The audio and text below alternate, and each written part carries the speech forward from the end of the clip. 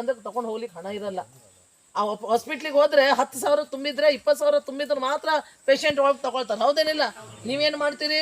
ಯಾರ ಕಡೆಯಿಂದ ಸಾಲ ತಗೊಳ್ತೀರಿ? ಇಲ್ಲ ಯಾರ ಕಡೆಯಿಂದ ಬಂಗಾರ ಇಡ್ತೀರಿ? ಒಟ್ಟ ನಮ್ಮ ಪೇಷಂಟ್ ಚಲೋ ಇರ್ಬೇಕಂತ ಹೇಳ್ಕೊಂಡು ತಗೊಂಡು ಹೋಗ್ತೀನಿ ಮನೆ ಕಡೆಯಿಂದ. ಅಲ್ಲಿ ಹೋದ್ಮೇಲೆ ಮೋದಿಜಿಯವ್ರು ಏನಕ್ಕೆ ಮಾಡಿದ್ದಾರೆ? 5 ಲಕ್ಷ ನಿಮ್ಗೇನಾದರೂ ಉಪಯೋಗ ಆಗಲಿ, ಆಕ್ಸಿಡೆಂಟ್ ಆದವರಿಗೆ, ಲಿವರು ಇನ್ನಿತರ ಏನಾದರೂ ಆದವರಿಗೆ, ಆಕ್ಸಿಡೆಂಟ್ ಆದವರಿಗೆ ಅಥವಾ ಏನು ಡಾಕ್ಟರ್ ಆಪ್ರೇಷನ್ ಹೇಳಿದಾಗ ಆ 5 ಲಕ್ಷ ನಿಮಗೆ ಭಾಳ ಒಂದು ಹೆಲ್ಪ್ ಆಗ್ತದೆ. ಆ ಏರಿಯಾದಲ್ಲಿ ಆ ಹಾಸ್ಪಿಟ್ಲಿಗೆ ತೊಗೊಂಡು ಹೋದರೆ ಭಾಳ ಹೆಲ್ಪ್ ಆಗ್ತದೆ. ಚಿಕ್ಕ ಪುಟ್ಟದ ಹಾಸ್ಪಿಟ್ಲ್ ಅಲ್ಲ, ದೊಡ್ಡ ಹಾಸ್ಪಿಟ್ಲಿಗೆ 2-3 ಹಾಸ್ಪಿಟ್ಲ್ ಮಂಗಳೂರಿನಲ್ಲಿ ಮಾಡಿದ್ದಾರೆ, ಈ ಕಡೆಗೆ ಹುಬ್ಬಳ್ಳಿ ಧಾರವಾಡದಲ್ಲಿ ಮಾಡಿದ್ದಾರೆ 1-2 ಹಾಸ್ಪಿಟ್ಲ್ಗಳನ್ನು. ಅದೇ ಹಾಸ್ಪಿಟ್ಲಿಗೆ ತೊಗೊಂಡು ಹೋದರೆ ಈ 5 ಲಕ್ಷ ಭಾಳ ಪೂರಕ ಆಗ್ತದೆ. ಆದರೆ ಇವತ್ತು ಕಾಂಗ್ರೆಸ್ನವರು, ನಾವಿದ್ದಾಗ ನಾನು MLA ಇದ್ದೆ, ಕೊಟ್ಟಿದ್ವಿ, ತುಂಬ ಜನರಿಗೆ ಕೊಟ್ಟಿದ್ದಾರೆ. ಕಾರ್ಡ್ ಬಂದಿದೆ, ಆ ಅಬಾ ಕಾರ್ಡ್ ಅಂತ ಚಿಕ್ಕದು ಬರ್ತದೆ, ಅದ್ರಲ್ಲಿ ಮೋದಿಜಿಯವ್ರದ್ದು ಫೋಟೋ ಇದೆ ಅಂತ ಹೇಳಿ ಮೊದಲೇ ಅವರಿಗೆ ಹೊಟ್ಟೆ ಉರಿಯಾಗಿತ್ತು. ಮೋದಿಜಿಯವ್ರು ಅಂದರೆ ಹೊಟ್ಟೆ ಉರಿ ಕಾಂಗ್ರೆಸ್ನವ್ರಿಗೆ. ಒಟ್ಟ ಏನಾದರೂ ಬಡ್ಬಡಿಸ್ತಾನೆ ಇರ್ತಾರೆ ದಿನಾಲು, ಏನು ಆಗುದಿಲ್ಲ. ಆ ದೇವಮಾನವ ಅವರು, ಹೌದಲ್ಲ, ದೇವ್ರ ಸಮಾನ ಇದ್ದವರಲ್ಲ, ಅದಕ್ಕೆ ಅವ್ರಿಗೆ ಏನು ಆಗುದಿಲ್ಲ. ಅವ್ರು ಎಷ್ಟು ಬೈದಷ್ಟು ಮತ್ತೆ ಗಟ್ಟಿ ಆಗ್ತಾರೆ. ನಮ್ದೆಲ್ಲರ ಆಶೀರ್ವಾದ ಅಲ್ಲ ತಾಯಂದಿರ್ದು. ಕುಡಿಯೋಕೆ ನೀರು ಕೊಟ್ಟಾರೇನಿಲ್ಲ? ಕೊಟ್ಟಾರಲ್ಲ. ನಲ್ಲಿ ಯಾರು ಕೊಟ್ಟವರು? ಮೋದಿಜಿಯವರು. ಗೊತ್ತಿತ್ತಾನೆ? ಮೋದಿಜಿಯವರು ನಲ್ಲಿಯನ್ನು ಕೊಟ್ಟಿದ್ದಾರೆ, ನೀರನ್ನು ಕೊಟ್ಟಿದ್ದಾರೆ, ಉಜ್ವಲ ಗ್ಯಾಸನ್ನು ಕೊಟ್ಟಿದ್ದಾರೆ. ನಿಮ್ಮ ಕಡೆ ಗ್ಯಾಸ್ ಬಂದಿದೆಯೇನು ಗೊತ್ತು? ತಗೊಂಡಿರಲ್ಲ. ಇಲ್ಲಿ ಭೇದ ಭಾವ, ಕೆಲವರು ಎಲ್ಲ ವ್ಯವಸ್ಥೆ ತಗೊಳ್ತಾರೆ, ಎಲ್ಲ ವ್ಯವಸ್ಥೆ ಎಲ್ಲರೂ ತಗೊಳ್ತಾರೆ. ಆದರೆ ನಮ್ಗೆ ಗೊತ್ತಿಲ್ಲ. ಇಲ್ಲಿ ಕಾಂಗ್ರೆಸ್ನವರು ನಾವು ಕೊಟ್ಟಿದ್ವಿ ಅಂತ ಗ್ರಾಮ ಪಂಚಾಯತ್ ನಿಮ್ಗೆ ಗೊತ್ತಿರ್ಬೇಕು. ಅದಕ್ಕೆ ನಾನು ಹೇಳ್ತಾ ಇದ್ದೇನೆ, ಇದು ಯಾರು ಕೊಟ್ಟವರು? ಮನೆಗೆ ಮಹಿಳೆಯರಿಗೆ ಉಜ್ವಲ ಗ್ಯಾಸ್ ಕೊಡಬೇಕಾದ್ರೆ ಮೋದಿಜಿಯವರು ವಿಚಾರ ಮಾಡಿ ಕೊಟ್ಟಿದ್ದಾರೆ. ಊದಿ ಆ ಕಟ್ಟಿಗೆಯಲ್ಲಿ ಶ್ವಾಸಕೋಶ ಎಲ್ಲ ಹಾಳಾಗ್ತದೆ. ಕಟ್ಟಿಗೆ ತರ್ಲಿಕ್ಕೆ ಹೋದರೆ ಅಲ್ಲಿ ಫಾರೆಸ್ಟ್ನವರು ಬೈತಾರೆ, ಹಿಡಿತಾರೆ ಅಂತ ಹೇಳಿ ಅಲ್ಲಿನೂ ಒಳ್ಳೇದಾಗಬೇಕು ಫಾರೆಸ್ಟು, ಈ ಕಡೆಗೆ ಮಹಿಳೆಯರು ಸುರಕ್ಷಿತ ಆಗಿರ್ಬೇಕಂತ ಹೇಳಿ ಈ ಉಜ್ವಲ ಗ್ಯಾಸನ್ನು ಪಾಪ 8.5 ಕೋಟಿ ಒಂದು ದೇಶದಲ್ಲಿ ಕೊಟ್ಟಿದ್ದಾರೆ. ಅದು ಕೊಟ್ಟಿದ್ದಾರೆ ಅಂದರೆ ಈಗ ತನಕ ಯಾರು ವಿಚಾರ ಮಾಡಿಲ್ಲಾಗಿದ್ರು ಮಹಿಳೆಯರ ಸಲುವಾಗಿ ಅಂತ ವಿಚಾರ ಮಾಡಿದ್ರೆ ಏಕೈಕ ಪ್ರಧಾನಿ ಅಂದರೆ ಅವರು ನರೇಂದ್ರ ಮೋದಿಜಿಯವರು ಅಂತ ಹೇಳಲಿಕ್ಕೆ ನಾವು ಇಷ್ಟಪಡ್ತೀವಿ. ನಲ್ಲಿ ನೀರು ಕೂಡ ಅದೇ ಹೌದು. ಮಹಿಳೆಯರು ಕೊಡ ಒಂದು ಸೊಂಟದ ಮೇಲೆ, ಒಂದು ತಲೆ ಮೇಲೆ ಈ ಥರದಲ್ಲಿ ಕೊಡ ತಗೊಂಡು ರಾತ್ರಿ ಇಡೀ ಚಪ್ಪಲಿ ಹಾಕದೆ ನಡ್ಕೊಂಡು ಹೋಗ್ತೀರಿ ನೀವು ಎಂತೆಂಥ ರೋಡ್ನಲ್ಲಿ. ಹೆಂಗೂ ಒಟ್ಟ ಮನೆಗೆ ನೀರು ಬೇಕು, ಅಡುಗೆ ಮಾಡಬೇಕು, ಮನೆಯವ್ರು ಬಡಿಸ್ಬೇಕಲ್ಲ. ಮಹಿಳೆಯರ ಕೆಲಸ ಅಲ್ಲ ಅದು. ಏನೂ ಕೆಲಸ ಇದ್ರೆ ಆ ಕೆಲಸ ಬಿಡೋಂಗಿಲ್ಲ, ಅದನ್ನು ಮಾಡಬೇಕು. ಅದನ್ನು ಮಾಡಬೇಕಾದ್ರೆ ಆ ಕಷ್ಟ ನೋಡಿಕೊಂಡು ಮೋದಿಜಿಯವರು ಆ ನಳವನ್ನು ಕೊಟ್ಟರು. 2 ಮಿನಿಸ್ಟ್ರಿಯನ್ನು ಹೊಸದಾಗಿ ಓಪನ್ ಮಾಡಿದ್ರು ಮೋದಿಜಿ ಬಂದ ಮೇಲೆ. ಎಲ್ಲಿ? ದಿಲ್ಲಿಯಲ್ಲಿ. ಯಾವುದ್ಯಾವುದು? ಒಂದು ಫಿಷರ್ಮೆನ್ ಜನರಿಗೆ ಅನ್ಯಾಯ ಆಗಿತ್ತು. ಈಗ ತನಕ ಆ ಫಿಷರ್ಮೆನ್ ಜನರಿಗೆ ಏನು ಸಹಾಯನೇ ಕೊಡ್ತಾ ಇರಲಿಲ್ಲ. ನಿಮಗೆ ಕಿಸಾನ್ ಸಮ್ಮಾನ್ ಕಾರ್ಡಿಗೆ ಒಂದು 6,000 ಬರ್ತದೇನಿಲ್ಲ ವರ್ಷಕ್ಕೆ, ರೈತರಿಗೆ ಬರ್ತದಲ್ಲ ಕಿಸಾನ್ ಸಮ್ಮಾನ್ ಕಾರ್ಡ್. ಅದು ಕಿಸಾನ್ ಸಮ್ಮಾನ್ ಅಂದರೆ ರೈತರಿಗೆ ಒಂದು 6,000 ಬರ್ತಾಯಿದೆ ವರ್ಷಕ್ಕೆ. ಅದು ಮೋದಿಯವರು ಕೊಟ್ಟರೇನಲ್ಲ. ಹೀಗೆ ಸುಮಾರಷ್ಟು ಯೋಜನೆಗಳನ್ನು ಮೋದಿಜಿಯವರು ಕೊಟ್ಟಿದ್ದಾರೆ. ಇವತ್ತು ವಿಶ್ವಕರ್ಮ ಅಂತ ಹೊಸ ಯೋಜನೆ ನಮ್ಮ ಯುವಕರಿಗೆ ಸಲುವಾಗಿ ಬಂದಿದೆ. 1 ಲಕ್ಷದಿಂದ 3 ಲಕ್ಷ ತನಕ ಬ್ಯಾಂಕಲ್ಲಿ ನೀವು ಚಿಕ್ಕ ಪುಟ್ಟದು 10-15 ಸಾವಿರಗೆ ಸಂಬಳಕ್ಕೆ ಕೆಲಸಕ್ಕೆ ಹೋಗೋದಿಲ್ಲ, ಆದರೆ ಒಂದು ಚಿಕ್ಕ ಪುಟ್ಟದ ಲೋನ್ ತೆಕ್ಕೊಂಡು ಅದಕ್ಕೇನು ಸೆಕ್ಯೂರಿಟಿ, ಮನೆ ಜಾಗ ಏನು ಇಡಬೇಕಂತ ಏನಿಲ್ಲ. 1 ಲಕ್ಷದ 3 ಲಕ್ಷ ತನಕ ಏನಾದರೂ ನೀವು ಕೆಲಸ ಮಾಡಲಿಕ್ಕೆ ಸಂಘದವ್ರು ಏನು ಮಾಡಿದ್ರು ಮಾಡ್ಬೋದು. ಒಟ್ಟ ಕೆಲಸ ಮಾಡಬೇಕು. ಒಂದು 100 ರೂಪಾಯಿ ಬಂದರೂ ಕೂಡ 10 ರೂಪಾಯಿ ಅದು ಬ್ಯಾಂಕಿಂದ ಅಂತ ತೆಗೆದಿಡ್ಬೇಕು. ನಾವೇನು ಮಾಡ್ತೀವಿ? 100 ರೂಪಾಯಿ ಬಂದು 100 ರೂಪಾಯಿ ಖರ್ಚು ಮಾಡ್ತೀವಿ, ಆಮೇಲೆ ಮತ್ತೆ ಸಾಲ ತೆಗಿತೀವಿ. ಬ್ಯಾಂಕ್ ಬ್ಯಾಲೆನ್ಸ್ ಹಂಗೆ ಉಳಿತದೆ. ತುಂಬಲಿಕ್ಕೆ ಆಗೋದಿಲ್ಲ ಅಂದರೆ ಮತ್ತೆ ನಿಮಗೆ ಎಡ್ವಟ್. ಅದಕ್ಕಾಗಿ ತೆಗೆಯೋದು ಒಂದು 50 ರೂಪಾಯಿ ಹಾಗೆ ಇಟ್ಕೊಳ್ಳೋದು ಬ್ಯಾಂಕಿಗಂತ. ಅದೇನು ಆಗಲಿ, ಒಟ್ಟ ನಮ್ಮ ಹಣ ಅಲ್ಲ ಅದು ಬ್ಯಾಂಕಿಂದು. ಈ ರೀತಿಯಲ್ಲಿ ನೀವು ಮಾಡಿದ್ದೇ ಆದರೆ ನೀವು ಅನೇಕ ಇಲ್ಲಿ ಅಭಿವೃದ್ಧಿಯನ್ನು ನಿಮ್ಮದೇ ಅಭಿವೃದ್ಧಿ ನೀವು ಮಾಡ್ಕೊಳ್ಬೋದು. ಬಂಧುಗಳೇ, ಇವತ್ತು ತಾವೆಲ್ಲರೂ ಮೋದಿಜಿಯವ್ರ ಸಲುವಾಗಿ ಇಲ್ಲಿ ಕೂತಿದ್ದೀರಿ. ನಾವು ಓಟನ್ನು ಹಾಕಬೇಕು. ಈ ಓಟು ದೇಶದ ರಕ್ಷಣೆಗೆ, ದೇಶದ ಜನತೆಯ ರಕ್ಷಣೆ. ಜನತೆ ಅಂದರೆ ನಾವೇ, ಹೌದಲ್ಲ? ನಮ್ಮ ರಕ್ಷಣೆ ನಾವು ಮಾಡ್ಕೊಳ್ಬೇಕಲ್ಲ. ಬೇರೆ ಎಲ್ಲ ನೋಡಿದ್ವಿ ನಾವು ವಾಟ್ಸಪ್ ಅಲ್ಲಿ ಬೇರೆ ತರ ಬರೋದು. ಈಗಲೂ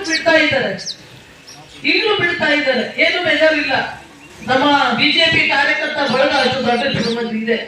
ನೀವೆಲ್ಲರೂ ದುಡಿತಾ ಇದ್ದೀರಿ. ಆ ದುಡಿತಾ ಇರುವಂತಹ ಕಾರ್ಯಕರ್ತರ ಆ ಒಂದು ಮನಸ್ಸಿನ ನೋವಿದೆಯಲ್ಲ, ದೇವರಿಗೆ ಗೊತ್ತಾಗುತ್ತೆ. ಮೋದಿಜಿಯವರನ್ನ ಯಾವ ತರದಲ್ಲಿ ಗೆಲ್ಸ್ಬೇಕಂತ ನಮಗೂ ನಿಮಗೂ ಗೊತ್ತು.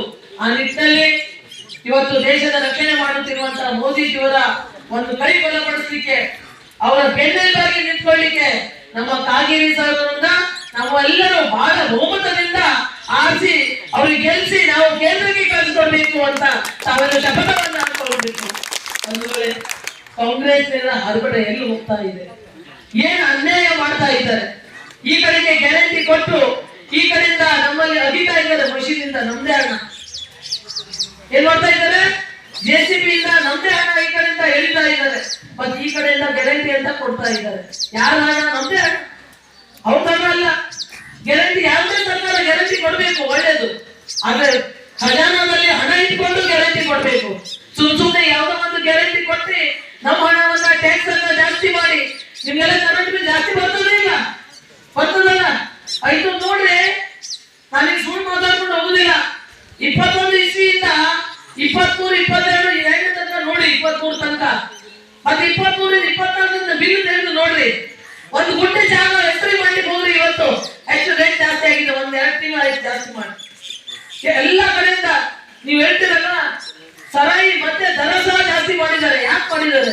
ಅದೇ ಹೇಳ್ತೀನಲ್ಲ, ಈ ಕಡೆಯಿಂದ ಎಲ್ಲ ಕಡೆ ಬಾಳ್ತಾ ಇದ್ದಾರೆ. ಒಬ್ರು ಇಟ್ಟಿರ್ತಾರ, 1-2 ಟ್ಯಾಕ್ಸ್ಗಳಲ್ಲ, ಕೋಟಿಗಟ್ಟಲೆ ಯಾವಾಗಲೂ ಟ್ಯಾಕ್ಸ್ಗಳನ್ನ ಊರಿಂದ ಬಾಕಿ ಈಗ ಗ್ಯಾರಂಟಿ ಅಂತ ಕೊಟ್ಟು ಜನರಿಗೆ ಎಲ್ಲ ಮೋಸ ಮಾಡ್ತಾ ಇದ್ದಾರೆ ಕಾಂಗ್ರೆಸ್ ಸರ್ಕಾರ. ಅದಕ್ಕಾಗಿ ನಾವು ಧಿಕಾರ ಹಾಕ್ಬೇಕು.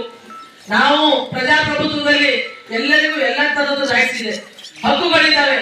ನಮ್ಗೆ ನಾವು ಹಕ್ಕು ಏನಂದ್ರೆ, ನಾವು ಮೊನ್ನೆ ಹೇಳಿದ್ವಿ, ಮೋದಿಜಿಯವರು ಸಿರ್ಸಿಗೆ ಬಂದಿರಲ್ಲ, ನೀವೆಲ್ಲ ಎಷ್ಟು ಜನ ಬಂದಿದ್ರೆ?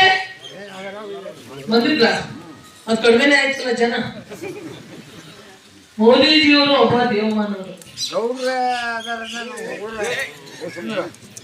ದೇವಮಾನವರು ಅಂದ್ಮೇಲೆ ನಾನು ಬಹಳಷ್ಟು ವೇದಿಕೆಯಲ್ಲಿ ಅವ್ರ ಜೊತೆ ಕೂತ್ಕೊಂಡಿದ್ದೆ, ಬಹಳಷ್ಟು ವೇದಿಕೆಯಲ್ಲಿ ಅವ್ರ ಜೊತೆಗಿದ್ದೆ.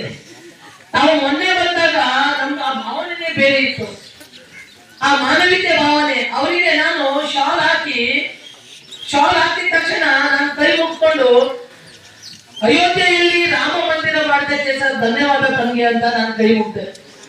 ಆ ಒಂದು ಕ್ಷಣದಲ್ಲಿ ನೀವು ನೋಡಿರ್ಬೇಕು, ನಾನು ಶಾಲೆ ಹಾಕಿದಾಗ ಅವ್ರು ಕೈ ಮುಗ್ಕೊಂಡು ಉಳಿದ್ರು. 1 ನಿಮಿಷ ಹೀಗೆ ತಲೆ ಬಾಕೊಂಡು ಅವ್ರು ತಲೆ ಬಾಕೊಂಡು ಉಳಿದ್ರು. ನಾನು ಕೂಡ ತಗೊಂಡು ಅವ್ರು ಭಾವುಕರಾಗ್ಬಿಟ್ರು, ಕಣ್ಣಲ್ಲಿ ನೀರು ಬಂದ್ಬಿಟ್ಟು ಅವ್ರದ್ದು. ನಾನು ಬಂದ್ಬಿಟ್ಟೆ ಆ ಕ್ಷಣದಲ್ಲಿ.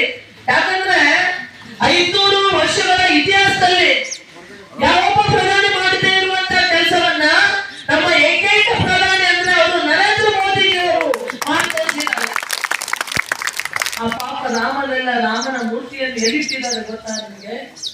ನಾವೆಲ್ಲರೂ ಇಂಥ ಮನೆಯಲ್ಲಾದ್ರೂ ಇರ್ತೀವಿ, ಒಂದು ತಗಡಿನ ಒಂದು ಚಿಕ್ಕದಲ್ಲಿ ಆ ರಾಮನ ಮೂರ್ತಿಯನ್ನು ಪೂಜೆ ಮಾಡ್ತಿದ್ರು ಅಯೋಧ್ಯೆಯಲ್ಲಿ. ಅವಾಗ ಯಾರಿಗೂ ಕಾಣಿಸ್ಲಿಲ್ಲ. 60 ವರ್ಷ ಸರ್ಕಾರ ಮಾಡಿದಂತ ಈ ಕಾಂಗ್ರೆಸ್ ಸರ್ಕಾರಕ್ಕೆ ರಾಮನ ಮೂರ್ತಿ ಕಾಣಿಸ್ಲಿಲ್ಲ ಏನು? ಅವಾಗ ಇವರಿಗೆ ಅವರೇ ಮಾಡ್ಬೇಕಾಗಿತ್ತು. ಇವ್ರ ಕಥೆಯನ್ನು ಹೇಳ್ತಾ ಇದ್ದಾರಲ್ಲ, ಪ್ರಚಾರಕ್ಕೆ ಬಂದಾಗ ಉದ್ಘಾಟನೆ ಕರೆದ್ರು, ಅವಾಗಲೂ ಬಂದಿಲ್ಲ. ಇನಾಗ್ರೇಷನ್ ಕರೆದ್ರು, ಕಲ್ಲು ಹಾಕಬೇಕಾದ್ರೂ ಕರೆದ್ರು, ಅವಾಗೂ ಬರ್ಲಿಲ್ಲ. ಕಪ್ಪು ಬಟ್ಟೆ ಧರಿಸ್ಕೊಂಡು ಸಾಯ್ತಿದ್ರು.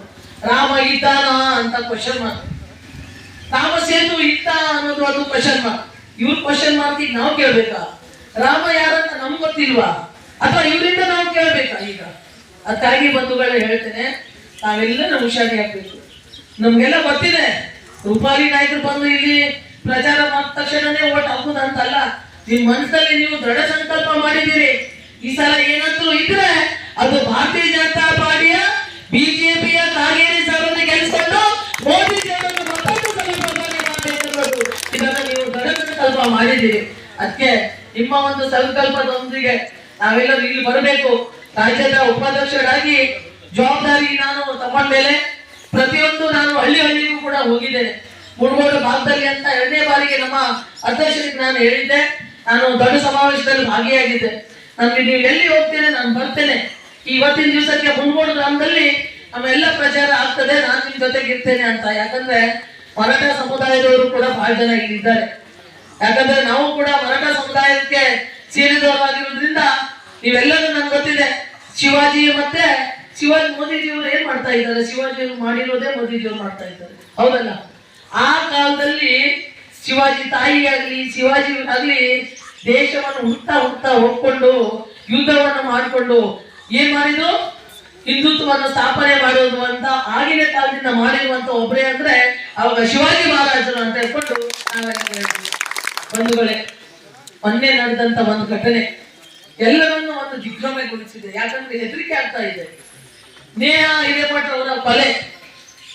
ನೇಹಾ ಹಿರೇಮಠ ಅವಳು 20 ವರ್ಷದ ಹುಡುಗಿ, ಪಾಪ ಅವಳನ್ನು ಬರ್ಬರವಾಗಿ ಹಾಡಾಗ್ಲೇ ಕೊಲೆ ಮಾಡ್ತಾ ಇದ್ದಾನೆ ಆ ಹುಡುಗ. ಅಂತವನು ನೋಡಿ. ಅವ್ನು ಕೊಲೆ ಮಾಡುವಾಗ ಅವ್ನು ಪ್ರೀತಿನೇ ಮಾಡಿದಿದ್ರೆ ಅವನೇನಾದ್ರೂ ಆಗ್ತಿದ್ದ. ಅದನ್ನು ಬಿಟ್ಕೊಂಡು ಆ ಹುಡುಗಿಯನ್ನು ಅಲ್ಲೇ ಸಾಯಿಸಿ ಚಾಕುವಿಂದ ಕೊಲೆ ಮಾಡಿ ಸಾಯಿಸ್ಬಿಟ್ಟಿದ್ದಾನೆ.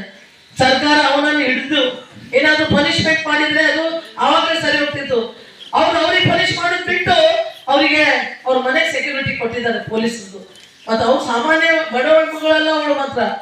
ಒಬ್ಬ ಮಹಾನಗರ ಪಾಲಿಕೆ ಒಬ್ಬ ಮೆಂಬರ್ ಹುಡುಗಿಯವಳು, ಕಾಂಗ್ರೆಸ್ಸಿನ ಮೆಂಬರ್ ಹುಡುಗಿಯವಳು ನೇಹಾ ಹಿರೇಮಠ ಅವಳು ಪಾಪ ಸತ್ ಹೋಗಿದ್ದಾಳೆ ಈಗ. ಆದ್ರೆ ಆ ಭಯ ಇನ್ನೂ ನಮ್ಮ ತಾಯಿಯಂದಿರಿಗೆ ಕಾಡ್ತಾ ಇದೆ. ನಮ್ಮ ಮಕ್ಕಳೆಲ್ಲ ಹೊರಗಡೆ ಬರ್ಲಿಕ್ಕೆ ಇವತ್ತೆಲ್ಲ ಗ್ಯಾರಂಟಿಗಳನ್ನು ಕೊಟ್ಟಿದೆ ರಾಜ್ಯ ಸರ್ಕಾರದವರು, ಕಾಂಗ್ರೆಸ್ನವರು ಗ್ಯಾರಂಟಿ ಕೊಟ್ಟಿದ್ದಾರೆ. ನೀವು ಗ್ಯಾರಂಟಿ ಜೊತೆಗೆ ಮನೆ ಮುಖ್ಯಮಂತ್ರಿಗಳು ಮತ್ತು ಗೃಹ ಸಚಿವರು ನೀವು ಗ್ಯಾರಂಟಿ ಜೊತೆಗೆ ಮಹಿಳೆಯರಿಗೂ ರಕ್ಷಣೆ ಕೊಡಿ. ಅಲ್ಲ, ಫಸ್ಟ್ ರಕ್ಷಣೆ ಗ್ಯಾರಂಟಿ ಕೊಡಿ, ಆಮೇಲೆ ನೀವೆಲ್ಲ ಗ್ಯಾರಂಟಿ ಕೊಡಿ. ನಮ್ಗೇನು ಭಯ ಇಲ್ಲ. ಇಲ್ಲಿ ಮಹಿಳೆಯರಿಗೆ ರಕ್ಷಣೆ ಗ್ಯಾರಂಟಿನೇ ಇಲ್ಲ. ಬೇಕಾಬಿಟ್ಟು ಸಾಯಿಸ್ತಾ ಇದ್ದಾರೆ. ಜಮ್ಮು ಕಾಶ್ಮೀರದಲ್ಲಿ 370 ಆಕ್ಟ್ ಅನ್ನ ರದ್ದು ಮಾಡಿಕೊಂಡು ಅಲ್ಲಿ ಬಾಂಬ್ಗಳು ನಿಂತದೆ, ಸ್ಫೋಟಗಳು ನಿಂತದೆ, ಅಲ್ಲಿ ಸಾಯಿಸೋರು ಸಂಖ್ಯೆ ಕಡಿಮೆ ಆಗ್ಬಿಟ್ಟಿದೆ, ಏನೂ ಇಲ್ಲ, ಆರಾಮಾಗ್ಬಿಟ್ಟಿದ್ದಾರೆ. ಆದ್ರೆ ಅದೇ ಕೆಲಸವನ್ನ ಇವತ್ತು ರಾಜ್ಯದ ಮುಖ್ಯಮಂತ್ರಿಗಳು ಗೃಹ ಸಚಿವರು ಬೇಗವಾಗಿ ಕೊಟ್ಬಿಟ್ಟಿದ್ದಾರೆ. ನೀವು ಕರ್ನಾಟಕ ರಾಜ್ಯದಲ್ಲಿ ನಮ್ಮ ಸರ್ಕಾರ ಇದೆ, ಬೇಕಾದ್ರೆ ಏನು ಮಾಡ್ಕೊಂಡು ಹೋಗ್ರಿ ಅಂತ ಹೇಳಿ ಎಷ್ಟು ಅನ್ಯಾಯ ಮಾಡ್ತಾ ಇದ್ದಾರೆ ನೋಡಿ ಬಂಧುಗಳೇ. ನಾನು ಇದನ್ನು ಯಾಕೆ ಹೇಳ್ತೇನೆಂದ್ರೆ ನಮ್ಮ ಹೊಟ್ಟೆಯಲ್ಲಿ ತಮ್ಮಳ ಬಿದ್ದಿದೆ, ಇಲ್ಲಿ ನೋವಾಗ್ತಾ ಇದೆ. ಯಾಕಂದ್ರೆ ನಾನೊಬ್ಳು ರಾಜಕಾರಣದಲ್ಲಿ ಇಟ್ಕೊಂಡು ಒಂದು ಮಹಿಳೆಯಾಗಿ ಇಷ್ಟೆಲ್ಲ ಸುತ್ತಾಡ್ಬೇಕಾದ್ರೆ ಮೂಲೆಯಲ್ಲಿ ನೋಡ್ತೇನೆ.